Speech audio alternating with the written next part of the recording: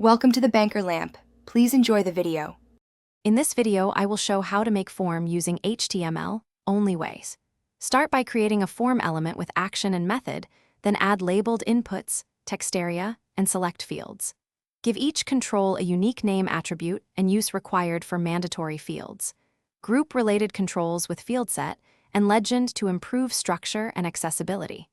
Add a submit button and test the form in a browser to confirm behavior and styling. Start by selecting appropriate input types such as text, email, tel, number, and password to match the data you expect. Use placeholder to hint examples and max length to cap characters, and apply step for numeric increments on number inputs. Add area attributes and labels to improve accessibility for screen readers and keyboard users. Finally, test different browsers and devices to ensure inputs behave consistently and communicate errors clearly to users. If this video is helping you, please subscribe and like to support more clear tutorials. Quick recommendation: the Oala water bottle keeps you hydrated during long coding sessions and won't spill on your keyboard, which is a small miracle for form testing humor.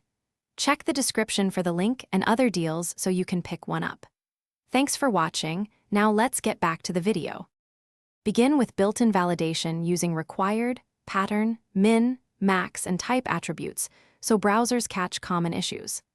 Layer JavaScript validation to customize messages, highlight fields, and prevent submission when rules fail. Use fetch or XML HTTP requests to send data asynchronously and update the UI with success or error feedback without reloading. Always sanitize and validate again on the server to protect against malformed data and security risks before processing form inputs. Thanks for watching. If this was helpful, leave a like and consider subscribing. See you next time.